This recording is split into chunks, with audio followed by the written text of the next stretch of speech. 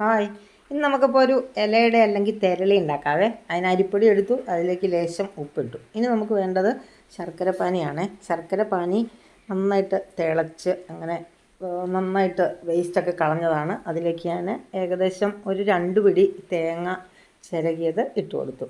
അപ്പോൾ ഈ തേങ്ങ ചിരകിയത് ഇട്ട് കൊടുത്തതിന് ശേഷം നമുക്ക് അതിനകത്തേക്ക് ലേശം ഏലക്കാപ്പൊടിയും കൂടെ ഇട്ട് കൊടുക്കാം. ഇനി അതെടുത്ത് നമുക്ക് നമ്മുടെ അരിപ്പൊടിക്കകത്തേക്ക് നേരെ ഒഴിച്ചു കൊടുക്കാം. തിളയോടുകൂടി തന്നെ ഒഴിക്കണേ. അത്രയും ചൂടുണ്ടെങ്കിലേ നമുക്ക് ഈ അട നല്ല സോഫ്റ്റായിട്ട് കിട്ടത്തുള്ളൂ. അപ്പോൾ അതിന് വേണ്ടിയിട്ട് നമ്മളത് തിളച്ചത് തന്നെ, അഥവാ ഇനി ശർക്കരപ്പാനി ഇടാത്തവർക്ക് വെള്ളം തിളപ്പിച്ച വെള്ളത്തിൽ ഇത് കുഴച്ചെടുക്കണം. ഇനി വേണ്ടത് നമുക്ക് കുറച്ച് തേങ്ങാക്കൊത്താണ്. തേങ്ങാക്കൊത്തെടുത്ത് അതിനകത്ത് അത് നെയ്ക്കകത്ത് നമ്മൾ വറുത്തങ്ങോട്ട് എടുക്കണം. നെയ്ക്കകത്ത് വറുത്ത് നല്ല മൂത്ത് കഴിയുമ്പോഴത്തേക്ക് അതെടുത്ത് നമ്മൾ നമ്മുടെ കുഴച്ച് വെച്ചിരിക്കുന്ന മാവിലേക്ക് ഇടണം. മാവിലേക്ക് ഇട്ട് കഴിഞ്ഞാൽ മാവ് ഇച്ചിരി ലൂസായിട്ട് എടുക്കുന്നത് നല്ലതാണ്. ഞാനിപ്പോൾ അത്ര ലൂസായിട്ട് എടുത്തിട്ടില്ല, നല്ല കട്ടിയിലാണ്. ഇനി ഓരോ ഇലക്കകത്തേക്ക് അതൊന്ന് എടുത്ത് പരത്തിയിട്ട് നമ്മൾ ഒരു ഏകദേശം ഒരു ത്രികോണ ആകൃതി വരത്തക്ക വിധത്തിലാണ് എല്ലാവരും അട ഉണ്ടാക്കുന്നത്. ഏത് ആകൃതി വേണേൽ എടുക്കാം. ഞാനും അങ്ങനെ ത്രികോണ എന്ന ആയിട്ടാണ് എടുത്തത് കേട്ടോ.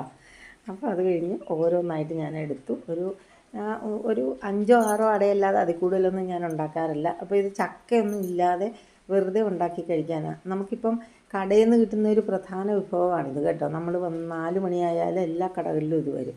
ഇനി ഇത് നമുക്ക് പുഴുങ്ങിയെടുക്കണം. ഒരു സ്റ്റീമർ നമ്മൾ അടുപ്പിലേക്ക് വെക്കുക. എന്നിട്ട് ആ സ്റ്റീമറിലേക്ക് നമ്മുടെ ഈ അട എല്ലാം കൂടെ പെറുക്കി അങ്ങോട്ട് വയ്ക്കുക. ഓരോന്നായിട്ട് പെറുക്കി വയ്ക്കണം. അപ്പോൾ ഞാൻ പറഞ്ഞില്ലേ, ഞാൻ ആകപ്പാടെ 6 അടയാണ് ഉണ്ടാക്കിയത് കേട്ടോ. നല്ല കിണ്ണൻ അടയായിരുന്നു, നല്ല സോഫ്റ്റ്. ഞാൻ നിങ്ങളെ കാണിച്ചു തരാം. നല്ല ടേസ്റ്റാണ് ഈ അടയ്ക്ക്. ആ നെയ്യുടെ സ്വാദും ആ തേങ്ങാക്കൊത്ത് ഇടയ്ക്ക് കടിക്കും. ഇനി ഇതിനകത്ത് നിങ്ങൾക്ക് ആവശ്യമുണ്ടെങ്കിൽ അണ്ടിപ്പരിപ്പ് ഇടാം, പിന്നെ കറുത്ത മുന്തിരി വേണമെങ്കിൽ ഇടാം. ഇനി നമ്മളതൊന്ന് അടച്ചു വെച്ച് കൊടുക്കുക. ഒരു 10-15 മിനിറ്റ് നല്ല ഇതിൽ ഇരുന്ന് അങ്ങോട്ട് വെന്ത് കഴിയുമ്പം ഇതാ ഒന്ന് തുറന്ന് നോക്കുമ്പം നമ്മുടെ അട റെഡി ആയിട്ടുണ്ട് കേട്ടോ.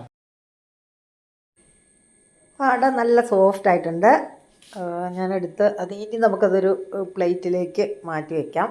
അപ്പോൾ ദാ വളരെ ടേസ്റ്റി ആയിട്ടുള്ള നമ്മുടെ അട റെഡി ആയിട്ടുണ്ട്. അപ്പോൾ ഇതിനകത്ത് ഇനി ആവശ്യമുള്ളവർക്ക് വേണമെങ്കിൽ ഇതിനകത്ത് പഴം ചേർക്കാം, പിന്നെ കാഷ്യൂ ചേർക്കാം, പിന്നെ കിസ്മിസ് ചേർക്കാം. ഇങ്ങനെ എന്തെങ്കിലുമൊക്കെ മോഡിഫിക്കേഷൻസൊക്കെ എല്ലാവർക്കും വരുത്താം, എന്നിട്ട് കഴിക്കാം. ഇത് തന്നെ നല്ല ടേസ്റ്റാണ്. അപ്പം അങ്ങനെ ഉണ്ടാക്കാം.